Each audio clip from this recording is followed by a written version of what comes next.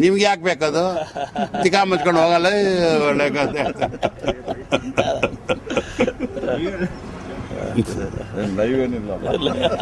ಇದ್ರು ಏನ್ ತೊಂದರೆ ಇದೆ?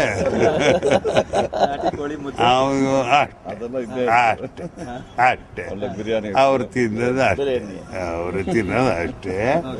ಈಗ ರಾಜಕಾರಣಿಗಳು ಭೇಟಿ ಆದ್ಮೇಲೆ ರಾಜಕೀಯ ಚರ್ಚೆ ಮಾಡದೇ ಇರ್ತೀವ? ಅಂದ್ರೆ ಅಂಬರೀಶ್ ಅವ್ರನ್ನ ಸಮಾಧಾನ ಮಾಡ್ಲಿಕ್ಕಾಗಿ ಇಲ್ಲಿವರೆಗೆ ಬಂದಿದ್ರಿ? ಕೋಪನೇ ಇದ್ರಲ್ಲ ಸಮಾಧಾನ ಮಾಡೋದು.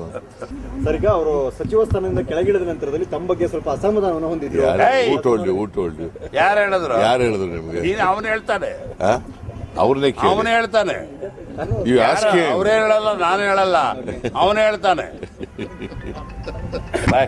ಏಯ್ ಮಗ, ನನ್ನ ಮಗನೇ. ಸರಿ